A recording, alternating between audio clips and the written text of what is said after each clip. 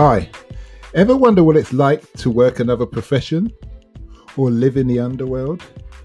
Listen to unsuspecting riders give a 10 to 15 minute personal masterclass as I spontaneously interview them as they enter my taxi. I'm your host, Simon Rushton, and this is Taxi Chronicles.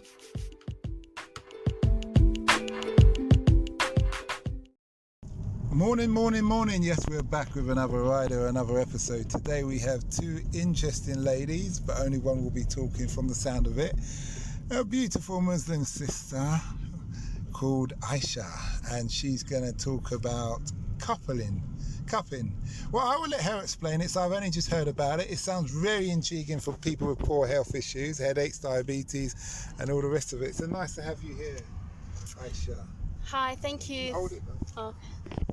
Okay, so tell us the proper name for this thing you do, and why you do it, how you got started.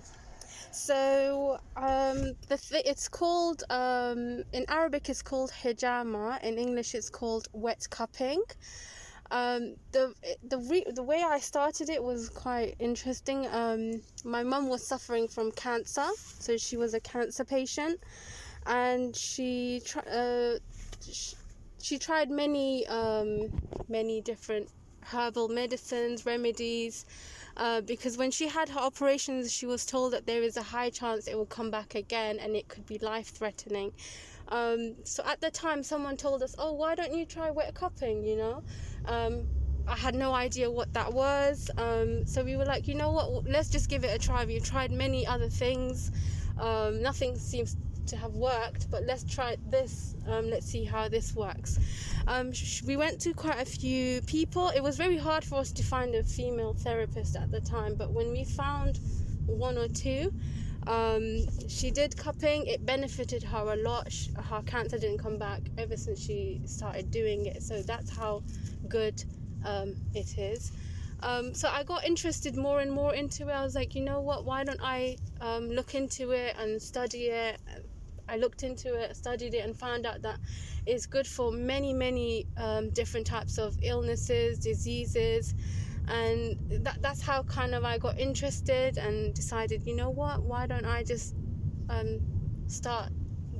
do the course and educate myself in it. So I studied for it for about 2 years. I did 6 months of training, and then that's to uni. No, so I did a private course. Okay. And then you had to take exams, and when you pass that, you do some practicals, and then you have to do 6 months of training in order to properly start doing it as a therapist. So I did that, and then. Is this course an Islamic course? It's not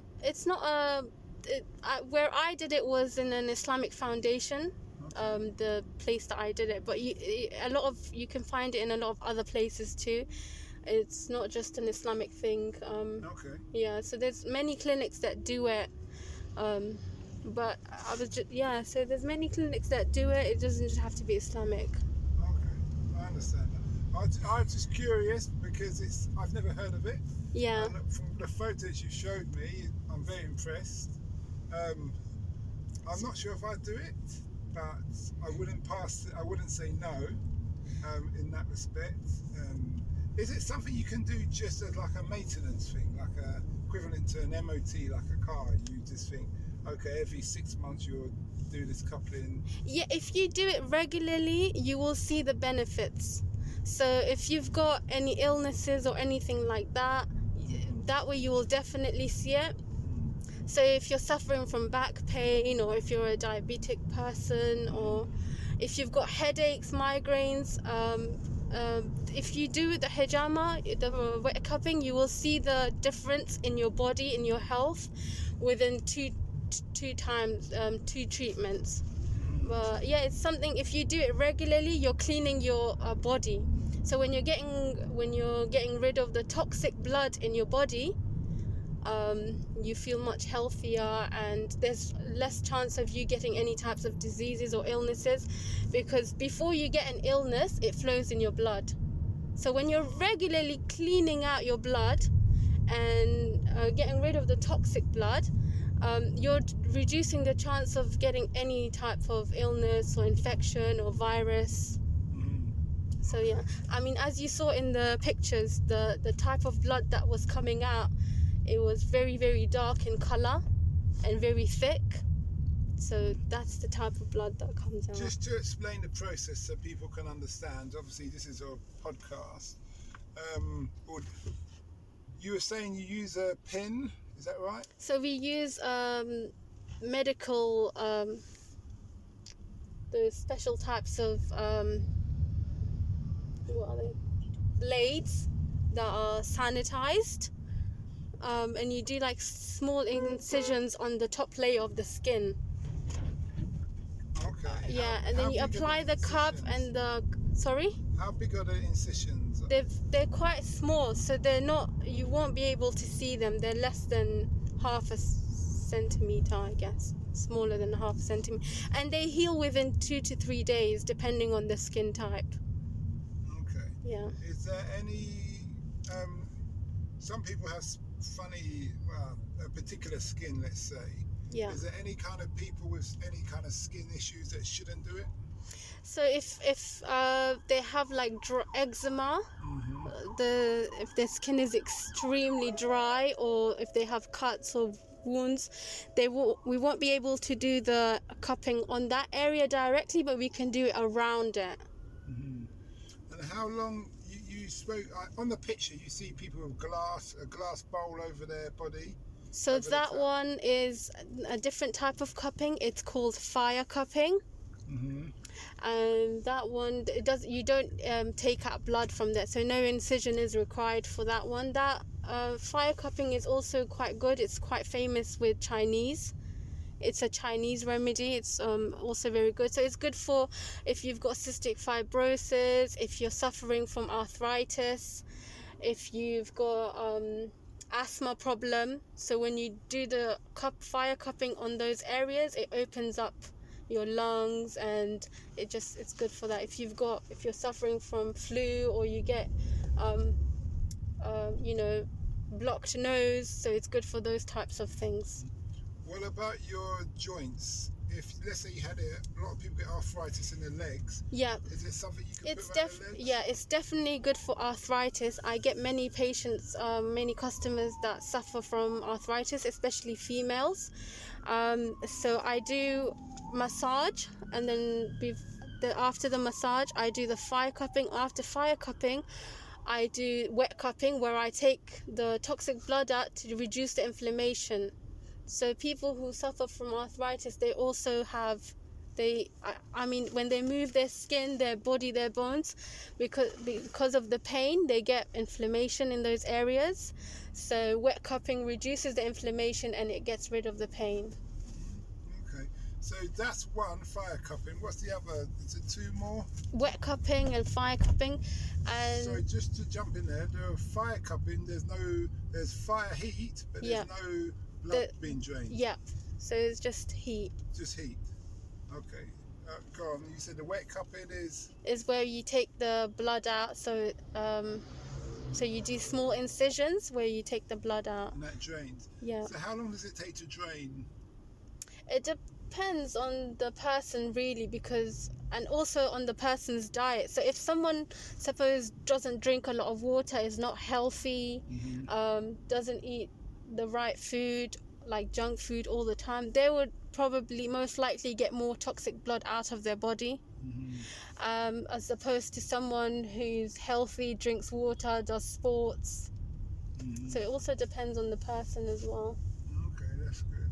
So ideally, anybody who's going to do this needs to be hydrated properly prior to doing this. Before you do the wet cupping, we say that to avoid eating anything for 2 to 3 hours. But what I'm saying is the wet cupping, the amount of toxins that come out of your body, it depends on the person's diet. So if a person is healthy, they'll have less toxins in their blood that would come out, as opposed to someone who's not healthy. Do you know if any athletes do this? Oh yes, a lot of athletes do it. What kind of athletes, do you know? A lot of famous athletes do it. Of sports, a lot of boxers do it. It's very boxer people who box a lot. They do it. Boxers, athletes, swimmers. I'm sure you've seen pictures and videos of some famous people when they show their backs and they've got these little circle marks on them. So that's wet cupping, basically. Okay. Yeah. And there's a third. So you got fire and wet. Is there a third? So the third, what we do is it's a massage. So it's called a Graston massage. So it's a specific type of massage that we do on the back or the skin, and it's really good. I'll show you some videos of it. It's good for people who have back pain or tense shoulders, or if they have specific areas where they're not able to move it. I've had about 2 or 3 patients. They had a female, one side of her arm was completely numb. She was not able to move it. She told me that she went to even India to try and get her arm, better, because she was not able, to move it. She's like, when I pinch it, I can't feel anything. Someone told her, oh, go to her because she's quite good. She came to me, and within 4 treatments her arm is back to normal. That's great. Is that so? It's three different methods then.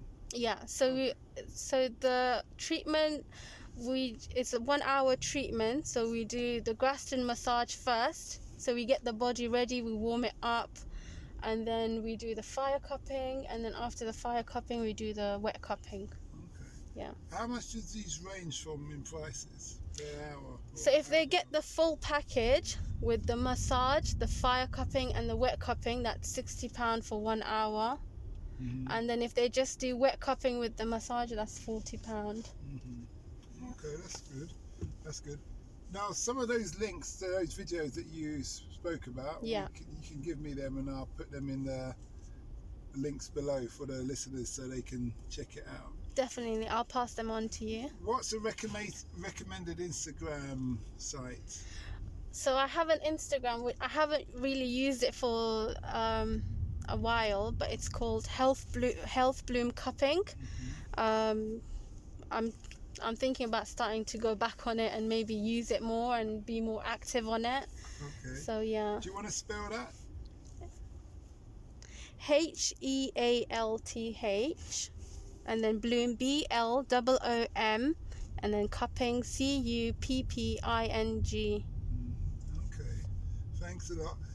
Last couple of questions is, what would you say you've learnt from doing this that you wish you knew at the start? Well, You okay? Okay. Yeah. Let me ask that question. What would you say you've learnt from doing this coupling that you wish you knew when you started it? Well, obviously, I've learnt to understand the body more, the skin more. Whenever you get a patient or a customer, every person has a different type of skin, different type of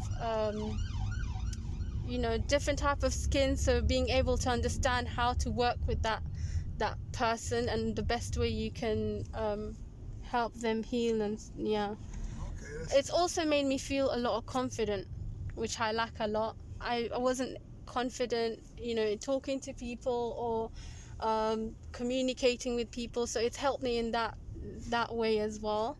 That's great. Yeah. Okay, well, you're doing great.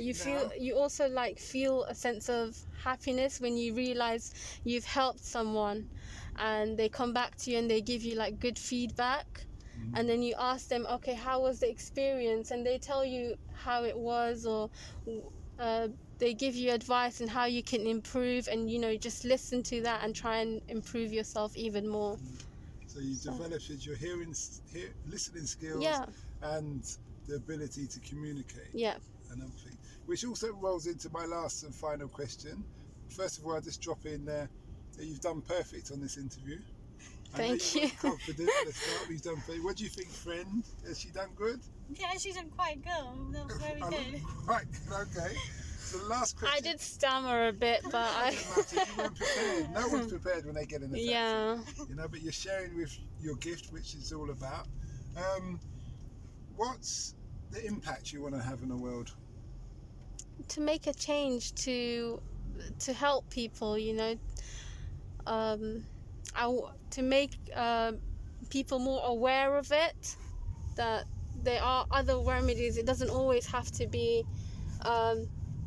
you know, hot surgeries or operations. I've known many people that have had surgeries with the, you know, varicose veins, where you get vein clots, back problems, where they've had surgeries and they've had many side effects from it. And they said to me, if I knew that about this wet cupping and fire cupping, I wouldn't have done the surgery, because it benefited them a lot, and they regret having the surgery. So the benefit I would have on people is for them to know more, to be more aware that operations and surgeries are not the only options, that you can do other things to try and, you know, get it fixed. Can you get this done on the NHS, or is it something does NHS recognise this, or is it something just private? It's not recognised because it's an alternative remedy. Yeah, I thought so. But they only want to make money. Yeah. Pharmaceuticals want to make money. But I'm not sure if this is true, but I've heard rumours that maybe within a few years' time it might be also recognised in NHS. Because with the thing with this type of treatment is there are hardly any side effects to it. Yeah, it's not. That's a good question. That's a good point there. The only side effect that you may see is the incisions that are done on the top layer of the skin.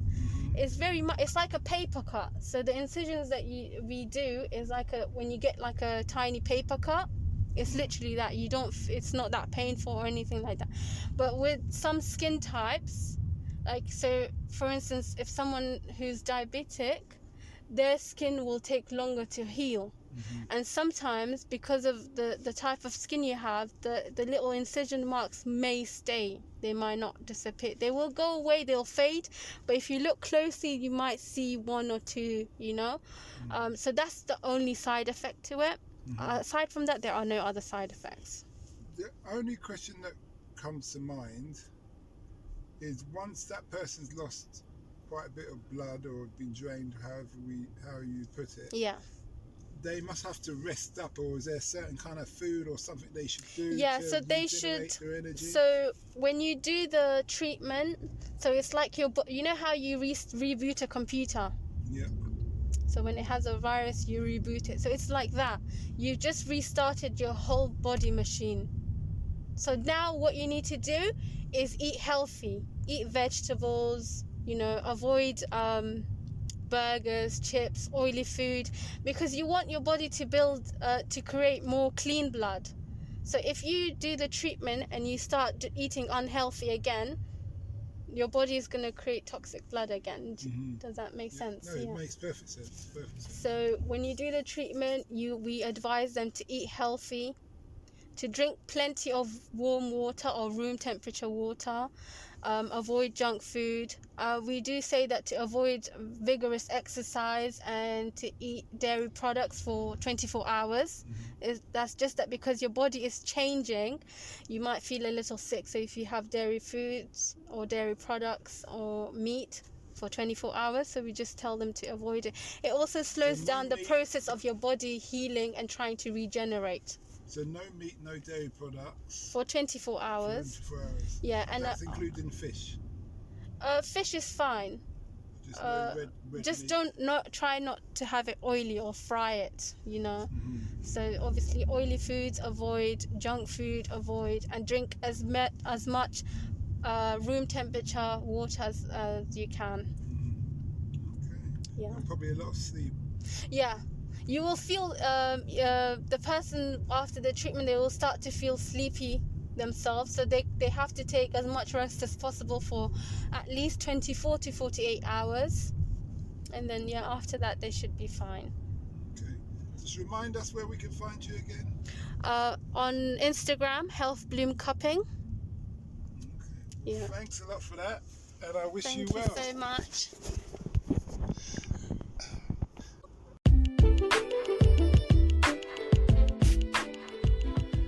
We hope you liked that interview. Don't forget to like, share and subscribe to get the latest daily episode. Ever considered investing in the continent with the fastest growing economy and population on Earth? The same continent that holds 30% of the world's known natural resources? Then listen to our sister podcast, Africa Investor Stories, where you will hear real investors with real stories from around the world share their experience of investing in Africa. We post Monday and Thursday at 10 a.m.